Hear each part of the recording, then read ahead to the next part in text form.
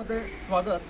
विद्यार्थी मित्रांनो, विज्ञान शिक्षकांनी आपल्याला संपूर्ण प्लांट्स बद्दल जे काही आपले अन्नधान्य आहेत आणि वेगवेगळ्या प्रकारचे जे वृक्ष आहेत त्या वृक्षांबद्दल, त्या वनस्पतींबद्दल तुम्हा सर्वांना अगदी त्यांच्या बियांपासून तर त्यांचे रूट्स म्हणजे मूळ कसे असतात, त्यांचे पानं कसे असतात, त्यांना फुलं फळं आणि हे सर्व आपल्यासाठी अत्यंत आवश्यक आहे.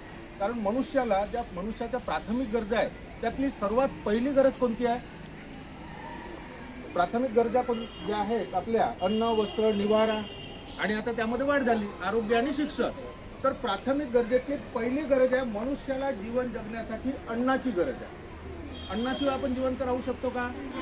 1 दिवस राहू, 2 दिवस राहू, 4 दिवस राहू, 20 दिवस राहू, पण अन्नाशिवाय आपण संपूर्ण जीवनभर जिवंत राहू शकत नाही. आणि निसर्गाने आपल्याला अन्नधान्य तयार करण्यासाठी वेगवेगळे जे काही घटक दिलेले आहेत, जे नैसर्गिक घटक आहेत, त्यातलं पहिलं आपले जे अन्न तयार होते त्या अन्नासाठी आपल्याला हातामध्ये जे घेतलेलं आहे काय आहे? काय आहे? माती आहे. बरोबर आहे ना?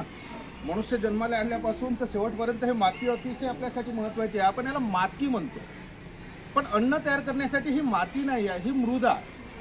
कुंभार वापरतो, कुंभाराला माठ तयार करण्यासाठी मातीची गरज असते आणि शेतकऱ्याला शेती करण्यासाठी मृदेची गरज असते. आता ही मृदा कशी तयार होते? 2.5 इंच मृदेचा थर तयार होण्यासाठी जवळपास हजारो वर्षाचा कालावधी लागतो आणि हे नैसर्गिकरित्या तयार होते, मनुष्य तयार करत नाही. आपल्याला जरी किती आवश्यक आहे ही माती तरी पण मनुष्य तयार करू शकत नाही, ही नैसर्गिकरित्या तयार होते. आता ही नैसर्गिकरित्या तयार करण्यासाठी अपक्षय क्रिया याच्यासाठी अत्यंत महत्त्वाची आहे. म्हणजे मूळ खडक, ज्या प्रदेशात जशा पद्धतीचे खडक असतील त्या खडकावरती, मूळ खडकावरती नैसर्गिक प्रोसेस होऊन त्यामधून त्याचा बारीक भुगा तयार होतो, अपक्षय होऊन त्याचा बारीक भुगा तयार होतो. त्यानंतर त्या बारीक भुग्याचं त्यामध्ये वृक्षांचा पालापाचोळा, प्राण्यांची विष्ठा आणि त्यापासून हळूहळू गांडूळ त्यामध्ये मिक्स होतील, गोम, कृमी, छोटे छोटे जीवजंतू ज्यामध्ये आपल्याला मुंग्यांसारख्या, माकोड्यांसारखे त्या मृदेमध्ये मिक्स होतात आणि त्या मृदेला, त्या मातीला सुपीक करतात, मृदा तयार करतात. आणि ही सुपीक मृदा आपलं अन्नधान्य ह्या पृथ्वीवरच्या, ह्या सृष्टीवरची संपूर्ण सजीव सृष्टी निर्माण करण्यासाठी, त्यांना पोषण आणि अन्न देण्यासाठी हे आवश्यक असते. ही झाली मृदा. मृदेबरोबरच आपल्याला हा जो निसर्ग आहे ना, त्या निसर्गातील सूर्याच्या प्रकाशाची सुद्धा गरज आहे. ह्या वनस्पतीसाठी हे अन्न कशा पद्धतीने तयार करते? प्रकाश संश्लेषण क्रिया.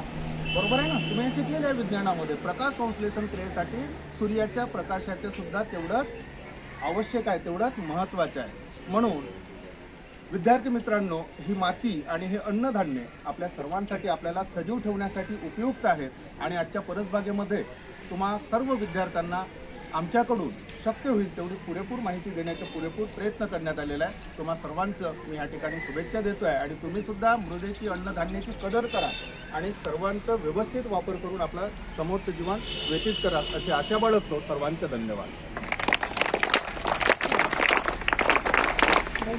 छान सर.